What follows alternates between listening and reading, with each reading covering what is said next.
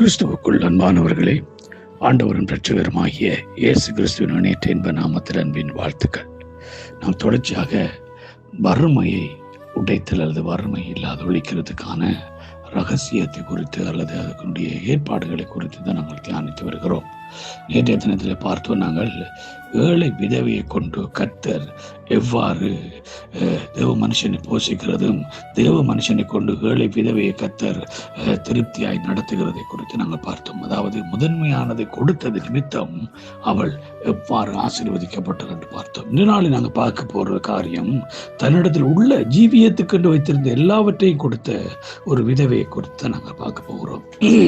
லூக்கா 21வது அதிகாரத்திலே அங்கே 4வது வசனம் சொல்கிறது, அவர்கள் எல்லோரும் தங்கள் பரிபூரணத்திலிருந்து எடுத்து தேவனுக்கென்று காணிக்கை போட்டார்கள். இவளோ தன் வறுமையிலிருந்து தன் ஜீவனத்துக்கு உண்டானது எல்லாவற்றையும் போட்டு விட்டாள் என்றார். பாருங்க, அங்கே பார்க்கிறோம், இயேசு தேவாலயத்திலே பார்த்து கொண்டிருக்கும் பொழுது ஐஸ்வர்யவான்கள் காணிக்கப்பட்டிலே நிறைய காணிக்கை கொண்டு போடுகிறார்கள்.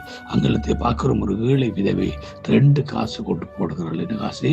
அவள் 2 காசு போடுகிறாள். வேதம் அழகா சொல்லுகிறது, அவள் எப்படிப்பட்டவளாக இருந்தாலும் அவர்கள் எல்லோரும் தங்கள் பரிபூர்ணத்திலிருந்து எடுத்து தேவனுக்கு கண்டு காணிக்க போட்டார்கள். இவளோ தன் வறுமையிலிருந்து தன் ஜீவனத்துக்கண்டு உண்டாயிருந்த எல்லாம், அதாவது அன்றைய வாழ்க்கைக்கு அவளுக்கு இருந்த பணம் இந்த 2 பணம் தான்.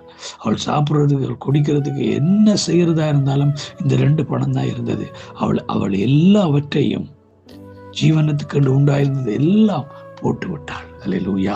கிறிஸ்துவுக்குள் அன்பானவர்களே, அந்த விதவை கர்த்தருக்கு கொடுக்கிறதுக்காக தன்னிடத்தில் உள்ளது எல்லாவற்றையும் கொடுத்தாள்.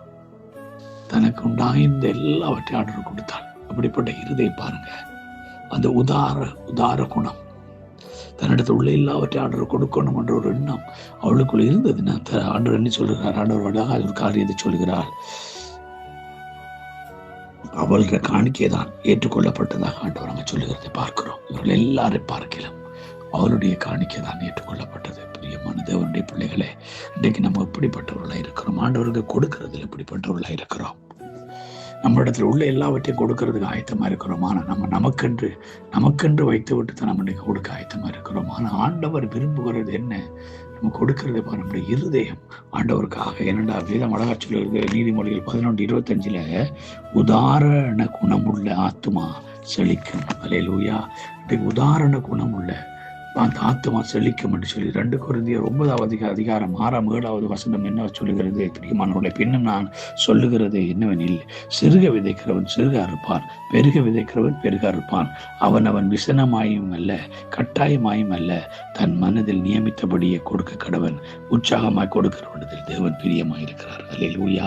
நம்முடைய உற்சாகமாக வளர்க்கப்படுகிறோம். கட்டாயமா இல்லை, விசனமா இல்லை, நம்முடைய மனதில் நியமித்தபடி நம் தேவனுக்கு நம் மனப்பூர்வம் உதார குணம் உள்ளவர்களாய் நாம் கொடுக்க அழைக்கப்படுகிறோம். பிரியமானவர்களே, நம்ம உற்சாகமாய் ஆண்டவருக்கு உதாரண குணம் உள்ளவர்களாய் உற்சாகமாக அவருக்கு கொடுக்கும் பொழுது அந்த கொடுக்கிறதை கர்த்தர் பிரியமாயிருக்கிறார். அல்லேலூயா. அவன் மேல் பிரியமாயிருக்கிறார், அவன் பிரயாசத்தின் மேல் பிரியமாயிருக்கிறார், அவர் ஆசீர்வதிக்கிறார். ஆகவே கிறிஸ்துவுக்குள் அன்பான தேவனுடைய பிள்ளைகளே, அந்த ஏழு விதவை தன்னுடைய ஜீவனை கண்டு வைத்திருந்த எல்லாவற்றையும் போட்டாள். நீங்களும் நானும் எப்படிப்பட்டவர்களாய் கொடுக்கிறதுக்கு ஆயத்தமா இருக்கிறோம்?